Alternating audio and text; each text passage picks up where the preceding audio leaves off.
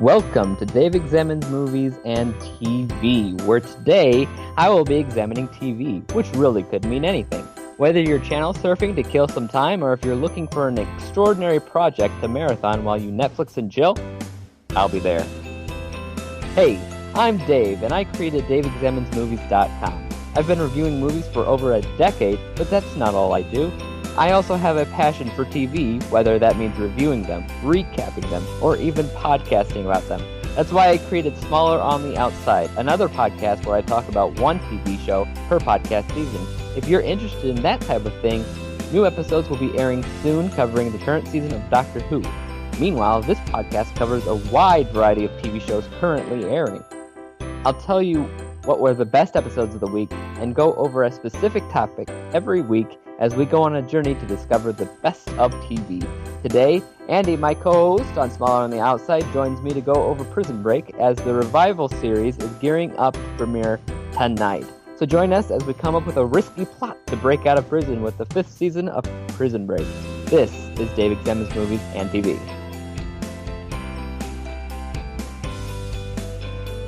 Alrighty. How's everybody doing today? I'm Good. So I'm doing this first time ever doing a Skype call over for the podcast thing. So, Andy, Yes. since I can't seem to control anything because our thing went away, can you mute the song? Just pause it. Yep, just pause it. Okay. All right. So the problems with having, live is always you never know what's going to happen. But I was actually going to do everything on my end, but my computer decided that today was not a good day to do things because it's giving me another problem. So whatever. So we're doing this on Andy's computer, and I'm calling in via Skype, and we're doing it, and we're doing it. So before we get into the whole podcast and everything, Andy is here from Smaller on the Outside. Say hi, Andy. Hi. Hi. So he's joining us because he actually just finished rewatching the Prison Break, like the entire rewatch. Entire series. So Well, sort of. he's more fresh on it than I am because I started to do that like a year ago, and I stopped because I got You watched carried away. 2 episodes or something? 2 or 3, I don't know. I was killing it with the note taking though. I was like, oh man, this is gonna be great. But then I kind of lost track of that. But before we get into Prison Break, let's talk about last week on TV. That does not include this week at all. So as far as last week's concerned, I like to just say what the best episodes I think I saw last week that aired last week. So Andy and I watched different shows, so his answers are definitely going to be different than mine. But hey, so the first one is going to be probably Walking Dead. It wasn't this week's, it was last week, so it was really the penultimate episode that was leading up to the finale. Not a ton happened in it, but it was still The Walking Dead, and it's still quality television and things like that. So that would be the first in my top 3 for the week.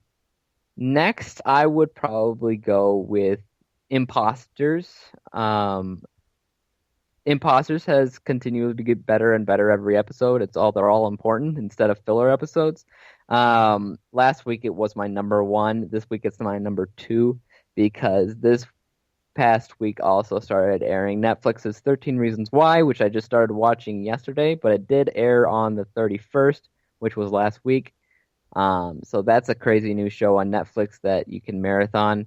And I had no idea what was in stock when I started watching it, but somebody just recommended it, and I checked it out, and I was like, wow. So I told Andy to watch both of those shows so far, but I don't think he has. So. No, they're on my list. But it'll be a while before I get to the things on my list.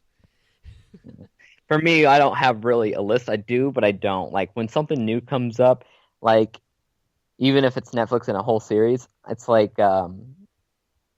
I gotta at least check out that first episode, see if it's worthy of my list, and then I go For from me, there. what I will only check out a show if I had it scheduled before it aired.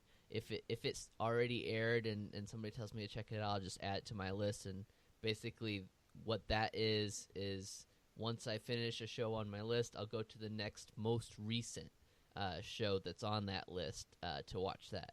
So right now, I'm actually rewatching all of the animated DC Comics universe from the '90s. So that's gonna be a while before I get to the Yeah, next item on my that's gonna list. be a while there. Yeah. Um, okay, so that's that, I guess. But those are my top three. What would you say your top three are, Nate? I did not prepare a top three. Well, you could just make a guess top three, I guess. I mean, I've been watching Iron Fist, and I really enjoy that. Um, Broadchurch is pretty good. I don't know, Walking Dead, I guess, or Legion, something like that. Good choices. Good choices. I don't know. If I had more time, I could probably come up with a top three, but I didn't think about it. So Yeah. But anyways, we're gonna talk about Prison Break and a little story here. I think it was after the full entire first season came out. I think I watched the first Prison Break after the entire season was out because I remember getting it on Netflix as discs. And I saw yeah, the I think first that's right. episode. Yeah, I saw the first episode, and then I told Andy he's got to check it out. So he watched that, and then pretty much the rest is history there. But I think we back watched the then, first two seasons on Netflix, and I think we caught up with the third season on when it was that sounds airing. about right. Yeah, something like that. Yeah. Um, it was late in the game because I even remember when 24 was on. It was like 24, then Prison Break, and then we would just watch 24. Mm-hmm. And then Prison Break was after that. Prison Break was one of those shows, along with 24, that came out, years and years ago. What, like 10 years ago? I don't even know. Um, that It was, was yeah, I don't different. know.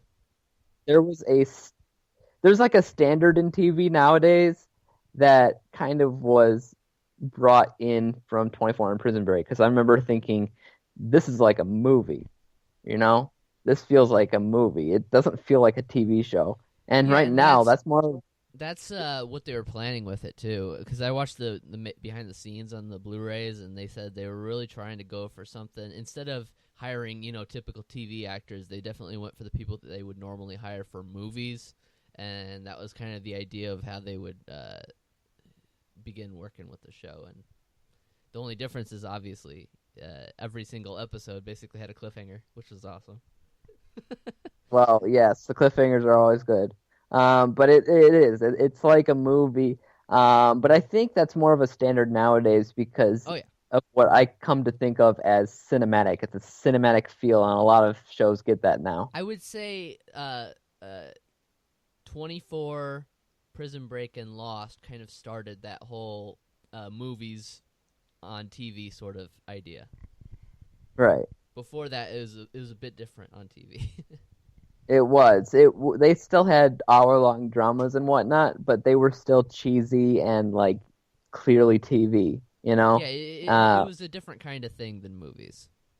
Right. You could tell the difference, right? Now it's a little bit harder. It's more like miniseries, if you want to call it something. Hmm. Just Well, longer yes, miniseries, shows I are getting guess. shorter now because of higher budgets and less viewership as well. So Yeah, that's lesser also seasons. I don't have a coming into problem play. with lesser seasons because that means more writing and less Less filler. uh, filler stuff, right? Yeah, that's good. Um, so so let's start talking here about Prison Break with the first season, which was probably the The best best. season, but I hold it close to season two as well. Yeah, So for season sure. one was like clearly the most thought out season out of the bunch. Um, from the get go, even with all his tattoos on his body, Right. he like they knew where they were going to end. So it's one of those times when you're watching a show where you can tell that There is they know. actually some pretty good foreshadowing from like even before the first half of the first season that even foreshadows part of season 2. So they were really thinking quite far ahead. Yeah, I think I caught some things actually when I was watching. I'm like, that's not season 1 stuff, is it? Is it just or is it something that they just added in season 2, or were they actually thinking that'll come in? Well, yeah, it could have been that too. Yeah, they had like Michael's board of planning that he had in his office, and there was several keywords on there that didn't come into play until season 2. But it's possible that they may have originally intended for some of that stuff to happen during season 1. But then again, the escape, I believe, was originally supposed to happen on episode 13. But, after a few episodes, they realized they were going to get renewed, and so they pushed it forward. Because you can kind of tell that they're actually getting ready to escape on episode 13, and then it goes wrong. Okay. And that's kind of a typical thing with TV, is they'll be set up for 13 episodes, and then sometimes before they get to film the 13th episode, they'll realize they're about to get renewed, so they'll extend the story a bit. Yeah. That sounds about right. So the first season, to give you a quick recap, is all about Michael Scofield. He wants to break out his brother Lincoln. I don't want to say Lincoln Schofield. That's not right. Lincoln Burrows. Otherwise known as what's his face in Legends? Well, yeah, they're both in Legends. Yeah, they both are, at least still. I mean, yeah. I never know what's going to go on there. Like, somebody's going to die, but they're not going to really die. Just last week on Legends of Tomorrow, they had a Prison Break reference right at the beginning of the episode. Yeah, they often have Prison Break references. Yeah, but I mean, this was even from that first episode clear. that they ever showed up in Flash, they had a reference to Prison Break. Like, it's always there. Yeah, well, this one they said, what about like old times where we like get thrown into prison just to break out? I was like, wow. Right. And that was exactly 1 week before the premiere of the new season, so the timing was perfect. So what was it? Michael Scofield's an engineer? Is that about right? Yeah, I believe so, yeah. He's like a something engineer, and he staked out the place that the prison his brother was in. He's on death row, and his plan is to get him out before he dies. And so he stakes out the place using his engineering prowess, and he makes an elaborate plan to break out, and he puts the blueprints on his body. Yep. Blueprints, clues, names. They look like regular tattoos. Yeah, and they look like regular tattoos because he covered the blueprint cleverly with. Well, he designed the blueprint with the tattoo designs. He actually designed the tattoo himself, and he put all the blueprints like sort of subliminally into the tattoo design, so you wouldn't recognize it unless you know exactly what to look for, which he did, obviously. Right. Okay, so the way he gets into prison is he, quote unquote, robs a bank or just goes into a bank and shoots the sky, and then he requests to go to that prison because it's close to home, and the judge basically says, okay. Though I don't know how that's realistic. That's one of the first things you just kind of have to be like, okay, whatever. I mean, I can guess that it might be like possible for that to happen. You know, maybe. I don't really know if it would really go down like that or not. I have a feeling probably not, but I don't know. So he's sent to the Fox River, the prison where his brother is.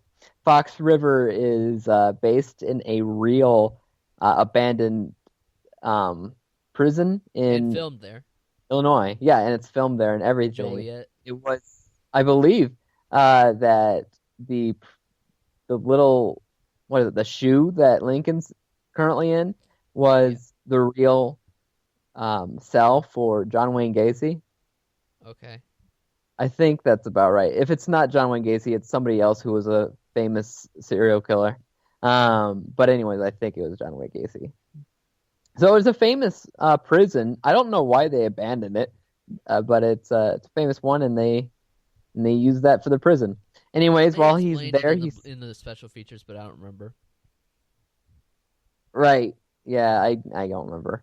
Uh, so they have he has an elaborate plan to do it. But the problem with his plan is it's a little bit easier to do when nobody's bothering you, right? So Yeah, he's like got a lot. every episode, it's like, oh no, they're about to get caught. Basically how it ends with every episode. Right, which is how Breaking Bad works. And that's, Um, I mean, I would say that that trend continues for most of the series.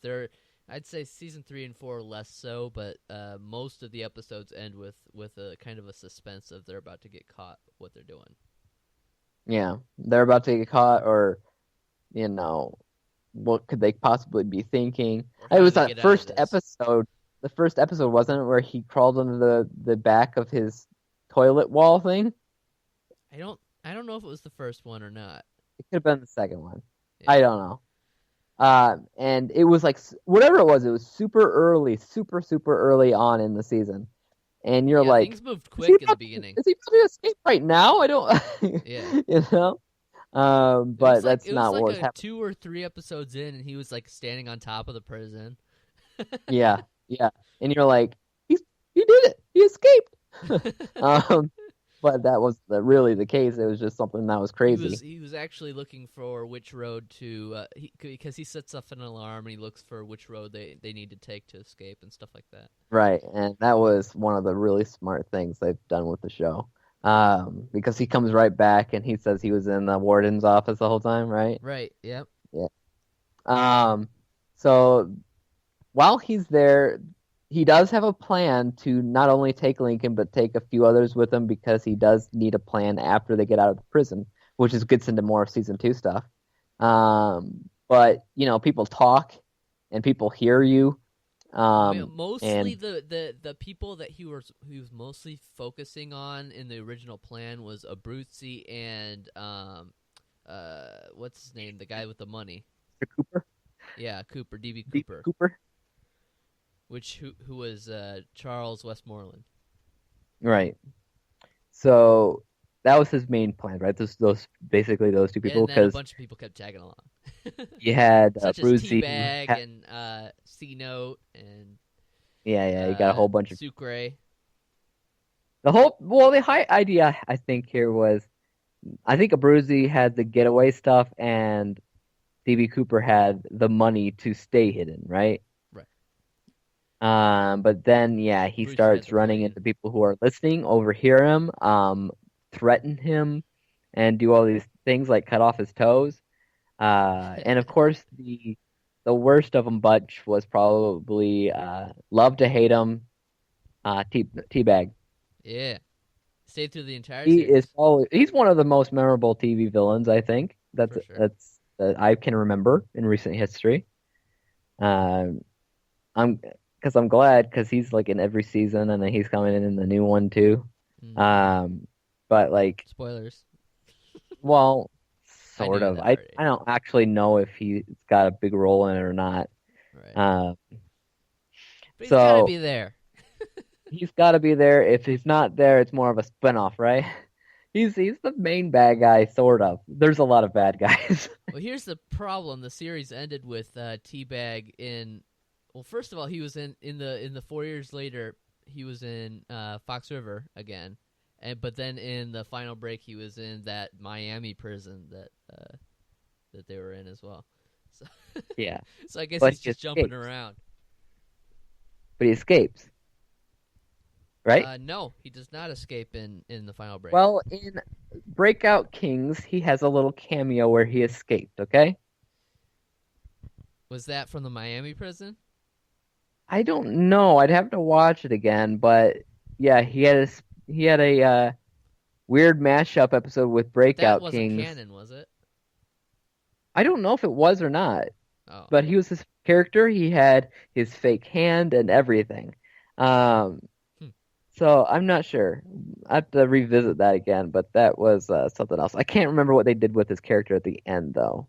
I don't know Well, if he we're went back almost to prison halfway or if he through escaped. the podcast, and we're only on season 1, so we should probably move on. Okay. Why? Yeah. Anyways, I guess so. A bunch of people start tagging along because they hear about it, And what was the main idea that Schofield wanted to leave? It was through the nurse's office, wasn't it? The nurse's office, there was a cable that went across, and then that led to them climbing over the wall and escaping through John Abruzzi's plane, which ended up taking off without them. And Right, so which is season a 2 problem. starts. And that's how the And season that's how it ends. ends, right? Them Yeah. just running after the plane, and Yeah. it takes off. Yeah, Once again, another that one element was pretty of crazy. suspense and cliffhanger. That's pretty crazy. And of course, can't go without mentioning Sarah Tancredi is like the love interest of Michael Scofield, and she helped them, didn't she? Yeah, she left the door unlocked for them. Right, got it. Okay, so that was the very basics, really summoned up for this first season. The next few seasons probably going to go quicker because I think they're less important than the first. The second season is The Escape. And honestly, I don't remember a whole lot from this season. I remember bits and pieces here and It was a there. good season. I just after rewatching it recently, I didn't expect it to be as solid as season 1, but I think it's very, very close. If you I do remember without the last I'm 5 minutes surprised. of the Yeah, last episode, I would say it would have been a perfect ending. if it wasn't for the ending. Yeah. Yeah, if it wasn't for the Uh, last 5 minutes of the last episode. yes, because I barely remember it. I remember a few things here and there, like I didn't tattoo it onto my body and all that, and No, then that was eating the season 3, Mexican. or no, that was season 2. Uh, Yeah, that's all teabag. yeah. So since you have more of a fresher memory of season two, why don't you give us a quick recap? Well, it starts off with them obviously missing the plane because Abruzzi, because I guess the people got spooked by the cops. They took too long to get to the airfield anyway, and then Teabag's arm gets cut off, because I think he handcuffed himself to Schofield or something. He handcuffed himself to something, and so they had to cut off his arm. And and oh yeah, there was also Haywire was in the group as well, and it was just they kind of split up in the beginning, except for you had Michael and Lincoln were kind of the main group, and the rest of them kind of split up eventually, and then they all kind of came back together. And that was at where they dug up the money, which I think was in Utah or something. Oh yeah, I remember that. So Yeah. they dug up the money, and at first it was just going to be Michael and Lincoln, and then Sucre showed up, and then I think by that point Abruzzi might have been dead. Yeah, because The FBI he got was him, I the first think. one to go. The Yeah, FBI guy was there. yeah. So Abruzzi was the first one to go, then Haywire, and then at the place, Sucre showed up, and then Teabag, and then also C-Note all showed up at the house with the money, which they dug up, but then Teabag stole it, and he had it for pretty much the rest of the season, I believe. He escaped to South America, and it wasn't until like shortly before the end of the season where they got the money back. But then they got caught in the very final moments and dropped the money into the ocean, and that was the end of that. Right. That's And we it can't almost makes forget about it kind of Mahone. ruins things a little bit. We can't forget about Mahone. He's very important. Right. When I was Mahone is rewatching it, I only thought he was in season 2, but he's in the season 3 and 4 as well. I remember him season three. I didn't really remember him in season four. Oh yeah, I did remember in season 3, but yeah, he is a very important part of season 4 and the Okay. final break. So, in season two, he was the drug dealing, the FBI guy, right? Well, not drug deal, but he was Ah, an FBI drug guy. taking. He was working for the company, which we haven't even mentioned yet. But the Yeah. company is this big conspiracy of why Lincoln was in prison in the first place. And basically, there's this group of corporations that run everything in the government, and very corrupt and evil, and they're run by this guy named General Krantz, who was this short bald guy. He was mute, right? And then he wasn't. Yeah. First he did. I think he only showed up at the very end of first season and didn't say anything, or maybe it might have been second season, middle way through second season. He didn't say anything for like several episodes, and then the final episode, he started talking, and then he never For what reason. and then he never did the quiet thing again for some reason. Yeah. And I guess we should mention why Lincoln was in prison in the first place. He supposedly shot, was it the vice president? The vice president's brother, I think. Oh, kind of random. But I guess, government conspiracies and things, they're all important, right? So that's the reason he was there, but he actually didn't do it. It was a setup. Right. As Veronica and them figured out, and right? The guy wasn't even killed until the second season. The guy that Lincoln was supposedly killed, he wasn't right. killed until the second season. I think he killed himself or something. And then so the company's this big conspiracy, and they end up getting Mahone was working for them because they knew about this secret murder that he did earlier on in his career, and they had blackmail, all that. Blackmail. But then they said he's no use, right? By the end of the second season. Well, no. He ends up. He's the one that kills. He kills Haywire, and I think he might have killed a Brucey as well. I'm not sure. And then he almost kills, the rest of. No, he killed. Also another one we forgot about. What was that kid's name? The kid with the baseball card. His son? No. What? LJ? LJ's fine. The kid with the baseball card. I can't even remember what his name is. He wasn't in very much of season 2. Kid with because the he baseball got killed. He got killed. Yeah, but he was also part of the original escapees. I can't believe we haven't even mentioned Bellic. Yeah. Let's see. Lots of stuff to go with this. Tweener. It's a very complicated. What? Tweener. So Tweener. Tweener was I part of the remember. group. He was one of the. I think he was the second one that got killed, and then Haywire. And so he was sent by the company to kill them all. He ended up not completing that mission, but they ended up getting arrested and thrown into Sona for season 3. Right. Yeah, this series as a whole is so complicated, not convoluted, but there's still a lot to it. So can't exactly mention everything, but yes, Bellic in there was one Bellic of was again. He was a corrupt prison guard from season 1. He was the best in season 1. He was crazy awesome in season 1, yeah. Yeah, in season 2 he was still decent, but he didn't show up that much until the end. When he was chasing after T-Bag because he wanted the money too, and he actually did. He killed one of the other prison guards, I think. So he was really after the money, and once he found out about it, and so he almost killed T-Bag. He had the money for a while. He said he took hostage Mari Cruz, which is Sucre's girlfriend, pregnant girlfriend, but it ended up they were never taken hostage. He was lying about that, which I think was a retcon.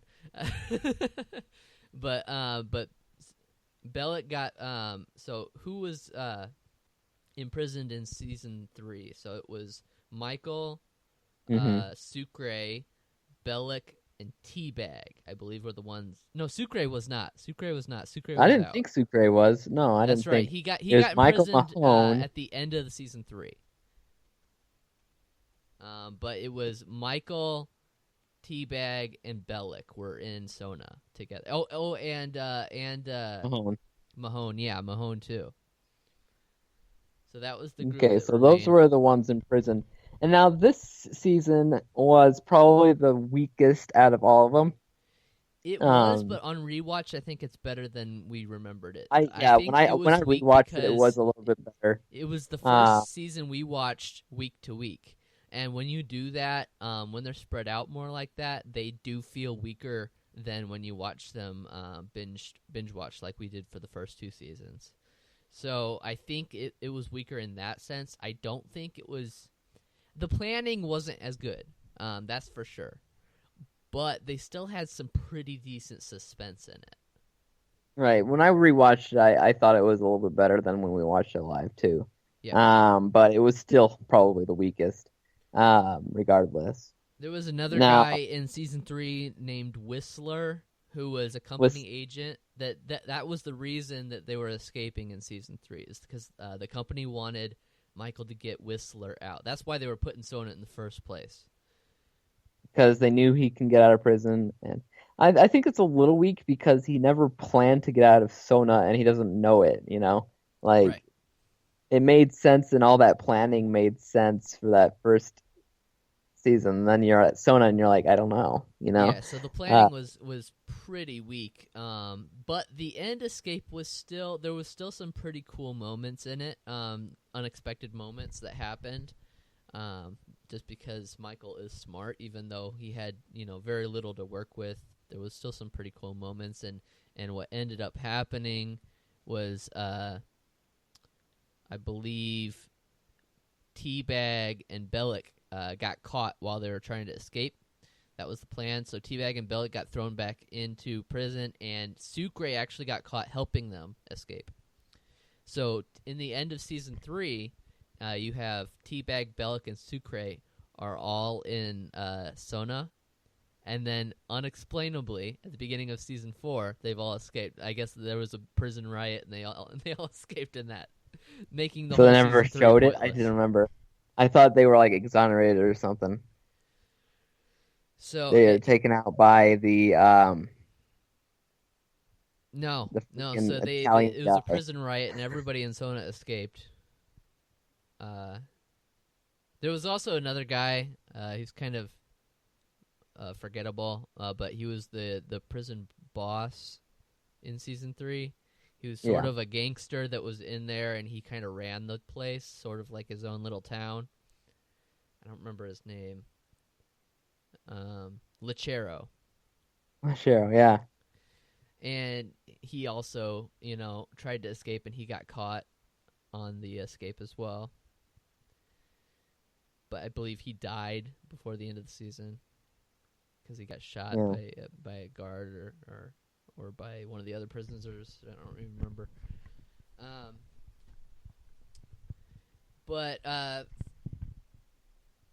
Another important element of season 3 that we need to mention was at the end of season 2, when they were all getting caught, Sarah Tancredi ran and apparently was caught by the company. And who was caught by... this is where it gets into blackmailing Michael into doing what they want. LJ and Sarah were caught by the company, and it was Gretchen Morgan who had them hostage. And Susan B. Anthony? I think it was episode 4 or 6. Basically, the end of the episode ends with Lincoln opening this package in a dark garage, and supposedly it's the head of Sarah Tancredi that they just killed. The company just killed, which was stupid of them because they wanted Michael to help them escape. But it was basically help them escape, or we'll do this to another to LJ. To LJ, right? But Lincoln keeps it secret throughout the entire season until like the last couple episodes, so that Michael would still help them out. But then the first episode of season 4, it wasn't her. It was a fake head in a dark garage, so you didn't see it very clearly. So clear it wasn't her. She escaped. And LJ only heard it because he was closing his eyes, and it wasn't actually Sarah's voice or whatever. It was really the stupid, worst writing I've ever saw. It's like jumping the shark. It legitimately was. And The reason as they far as killed her is planning, because the actress was pregnant, or had just had a baby and needed to stay home to take care of her new child, and so she couldn't come film season 3, which was filming in Texas, I think. And so she only did a phone call, and I don't even think. Honestly, I'm not even sure it was her in the phone call. When I was watching it, the voice wasn't completely right, so it might have been a fake. Either that, or it's just it was actually a phone call, and they didn't even record it for in in a studio or anything. But anyway, so she comes back, and this is kind of the most obvious of the rule of Prison Break, that nobody that gets killed is actually dead. right? Now that's kind of a Fox thing now, for all I know. But it was because of the fans. The fans didn't want her dead. Okay, so some of the other results of that was obviously the vice president's brother was not dead in the first place. The person that Lincoln supposedly killed. Next, what's his name? There was a company agent in season 1 who was hunting. He was kind of hunting down the people that were trying to help Lincoln, and he was trying to stop them from escaping and all that stuff. But he ended up helping them by the end of season 2. He even tortured Sarah at one point in season 2. But he ended up helping them by the end. But then the company had him killed at the very end of season 2. You see them shoot into a prison van that he's being transported on. Mm-hmm. But then he comes back at the end of season 4.